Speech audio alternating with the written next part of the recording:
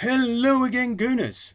Well, guess what? I forgot my clapperboard. I said I would get it, and I didn't get it. Good morning, if it's morning wherever you are. Good evening, if it's evening wherever you are, and good afternoon if you're one of those boring people that sit in the middle, a bit like Trevor Brooking used to on Match of the Day, and getting splinters in his backside because he didn't want to go one side or the other side of the fence. So here I am, Arsenal. Moving up the table somewhat after that victory against Sunderland. Later, I'm going to be reading from what some people describe as the Bible, Steve Stammer's book, the official biography, the compelling story of an amazing club. We all know it's amazing. Is this story compelling? I'll let you decide. Just going to read a small extract from it about the arrival of Henry Norris. Does anybody remember that far back? No, I didn't think so, but that's why I'm going to remind you all about it and myself. So what can I say other than yes, well done to the lads for a spirited performance at the Stadium of Light against a decent-ish Sunderland team. Do they look like relegation fodder? Probably not. They've got a lot of quality. Any team that has Larson on the bench can't be that bad, surely. Sessegnon, excellent player. He caused our new left back a few problems. Monreal managed to deal with most of them, not all of them. Um, just a footnote at the moment. You might see the camera moving a bit. It doesn't mean I've got somebody with me. It's just a simple case of technology being used here. I don't know if that's a good or bad thing because look, I have to go back so you can see the sign. Look, I want it to go up there, but it won't. The camera's just staying where it wants to. And it's got a mind of its own. I'm not even sure how to turn it off. But anyway, as an experiment, I thought I'd throw that in. And let's stick to Arsenal, instead of me talking about camera work, which I know very little about. Yes, the Sessegnon caused us a lot of problems. He went down the other flank later on and caused Jenkinson problems, and obviously Jenkinson got himself sent off. Didn't play too badly, other than getting a red card. And as Arsene Wenger said, he will learn from that experience. It was interesting that he threw on Iggy, not Iggy Stardust, Iggy Miguel. I didn't know he was Ignazi. I always thought he's, well, obviously not a nickname, but to call him Iggy is sort of reminiscent of David Bowie. So anyway, it's nice to have David Bowie in the team. I just hope he can turn us into heroes. We'll see. But yeah, Iggy did pretty well, coming on quite late as a sub for Theo. A lot of our players took knocks in that game, quite worryingly. Obviously, Jack Wilshere, the most worrying of all, he's got a thigh injury. Koscielny didn't even make it onto the pitch. Well, did he know something the rest of the team didn't? Sunderland were going to go in hard, which of course they would do with a manager like Martin O'Neill, not the best friend of Arsene Wenger. He plays the game fairly, but in a tough manner. He expects his players to give more than 100% commitment. I thought some of their fouls, they weren't terrible, but they left their foot in, some of the players. And Lee Catamol, he was a bit off the pace, but he was trying to put himself about. I don't think he succeeded in negating what we had in midfield, but Cazorla at one point, I noticed he turned away from, when he'd sort of left Catamore for dead, and then he sort of turned away from him rather than going into the space. Perhaps it was the fear factor playing a part. So makes you realise why still, even in this day and age, the dark arts still have a place in English football. It seems, which is a great shame, I feel, but that's the way it is, and not much I can do about it here, is there? Certainly, as I'm not a manager of a Premier League team. And if I were a manager and I were playing against Arsenal, I'd have to say I wouldn't give Arsenal time on the ball, that's for sure. But by the same token, I wouldn't be asking my players to go in ridiculously hard. Sometimes I get the feeling, not against Sunderland, but certain teams really come at Arsenal more than all guns blazing. They've got their nukes out as well, and I think that's very sad to see. But yeah, just going back to the performance for a moment. Who played well, who didn't? Well, Bakary, as I used to like to call him, Bakary Sagna had a really good game in central defence, drafted in for Koscielny. Bakary did pretty well, I thought. Mertesacker did quite well, as Arsene Wenger said, apart from one mistake, which Arsene didn't flag up, which nearly caused us to concede an equaliser. There was the argument that perhaps Fletcher handballed it, but nonetheless, we needed Szczesny to produce another outstanding save, and Szczesny was pretty good. I would have to say, though, at one point I thought he was flailing around in the goal and was quite lucky to keep a clean sheet just on one occasion. But other than that, it was a good performance from Szczesny. He should be pleased with himself. As I said, our new left back, Monreal, he did reasonably well. And of course, that's in trying circumstances. Whenever you play at a Stadium of Light, even against a sort of struggling team, it's never going to be easy in the northeast of England. The fans up there are passionate. They get behind the team.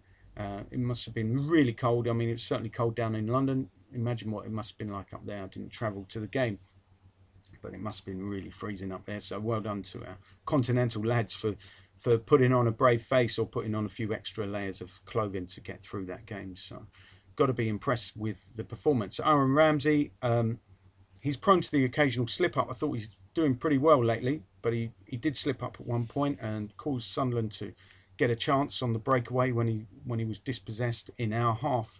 Something I hate seeing, which is the reason why I wouldn't play Aaron Ramsey as a defensive midfielder, because I think he's a liability in terms of giving the ball away in deep positions. So I'd push him as far up the park as possible, because I think his passing is pretty good. Okay, he's not the paciest, but he's not slow either. He must be at least as quick as Cesc Fabregas, if not slightly quicker. Obviously, he's not as good as Fabregas, but then who is? But yeah, Ramsey. I think the fans, hopefully, the fans are coming around to the idea that Ramsey's going to be one for the future at Arsenal. I certainly hope so. I think he's got a great attitude, a lot of skill. As I said, the one issue I've got is that he does give the ball away in deep positions, and I'd like to see that stop. Particularly now he's playing in a defensive position, and he's been reasonably reliable. And as some people commented, he did pretty well when drafted in at right back. Had to play there, of course, after Jenkinson got himself sent off. And well, it's always good at having Arteta in the team. That gives us that stability that we lack otherwise. I would have made Arteta captain as opposed to Vermaelen. I said so at the start of the season. Maybe more people are coming around to my point of view now. Obviously, Vermaelen being out is a bit of a blow, but it's not as much of a blow as having Arteta out. So yeah, Giroud, I thought did pretty well. It was interesting seeing him saying in midweek that he feels he's done better than Robin van Persie. When Robin van Persie first arrived, I can remember feeling incredibly frustrated by the way he played. Even though he produced moments of magic, there were a lot of moments when you wonder what was going on in that boy's head. And of course, now it's not a problem of ours, and he's hardly a problem because he's scoring goals regularly for Manchester United, and of course did so for us in his last season, plus a bit more. But when he first arrived, he was certainly not a finished article. Neither is Giroud, but Giroud, 9 times out of 10 even, does the most sensible thing with the ball, which is something I like to see from footballers. He doesn't have the same level of skill as Robin van Persie, or technique, should I say, but he has the same level of skill because he applies what he's got, and most of the time he does sensible things. Sometimes he's a little bit too, let's say, generous to his teammates in front of goal. Instead of shooting or heading goalwards, he heads across goal.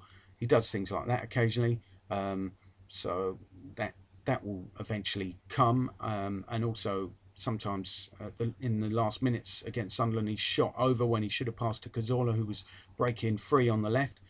That was a case of him being greedy. So that's what you want normally from goal scorers. And of course, by the ball sailing over that, wasted some time. So all in all, was that such a terrible thing? Arsene Wenger was seemingly ranting and raving on the sideline when Giroud did that. But putting it in row Z is not always the worst thing when you're defending a slender lead and you're down to 10 men. So again, I'm not really going to knock Giroud. I think his work ethic is excellent, and I really hope he's going to be an Arsenal legend and score many more goals. And as he rightly said, he's set up a lot, and he's also scored a lot. In comparison to Robin van Persie's first season, statistically, Giroud is in fact doing better. And other interesting news, which the news you didn't want to know about, Rosicky had a bout of diarrhea, apparently, during the international break. And, well, I'm so glad that he didn't make it on the pitch then, if that was still troubling him. But anyway, we didn't need him in the end. We didn't need him at all. We managed to get through. Obviously, Theo, very unlucky not to score, hitting the post, and had a lot of chances. Some people were saying, I think the online Gooner said, Kevin Witcher said something along the lines of, we missed too many chances. He was quite pleased with the performance, as a lot of Arsenal fans were. 1-0 to the Arsenal always sounds good. But yes, he said that we were too profligate in front of goal. My point would be, at least we're getting in positions to actually shoot, and we were shooting. And Mignolet, the goalkeeper of Sunderland, had an excellent game.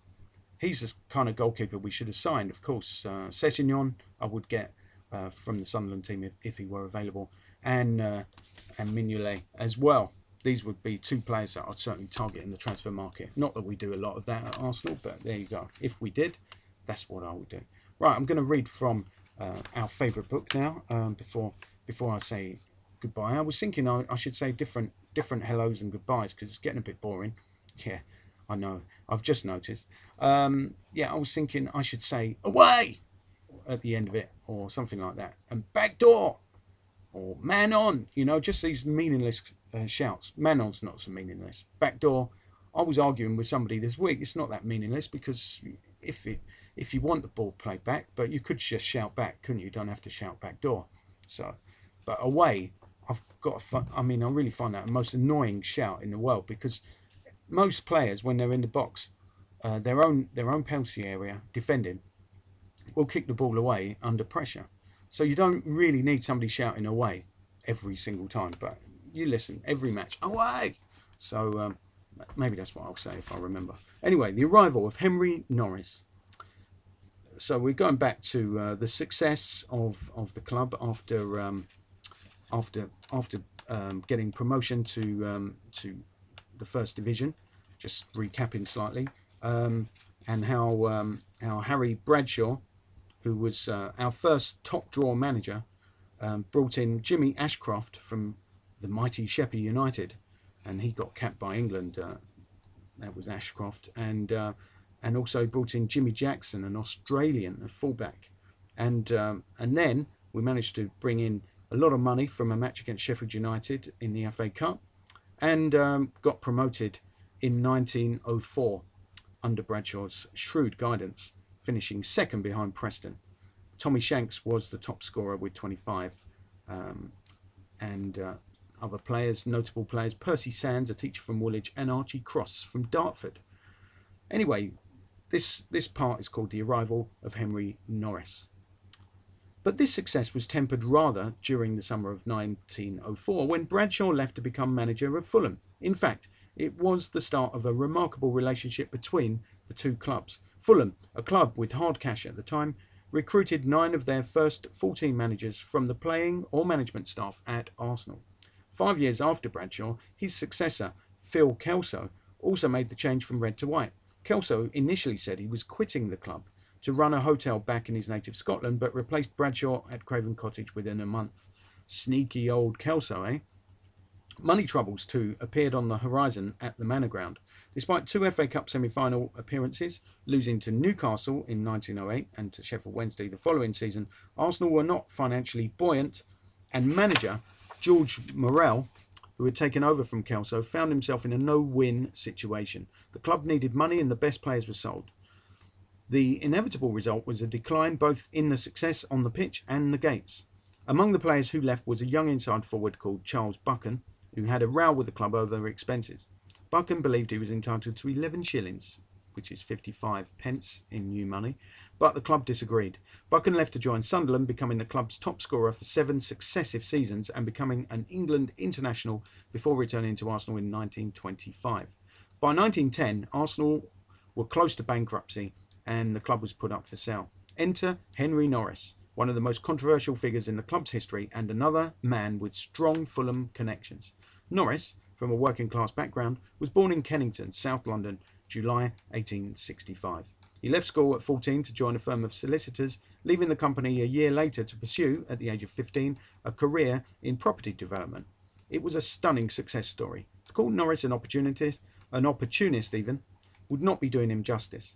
Such was his rapid rise to wealth. He made his fortune in building, buying and selling houses in South and West London, and in Fulham in particular. He was commissioned into the 2nd Tower Hamlets Rifle Volunteers in 1896, but resigned the following year.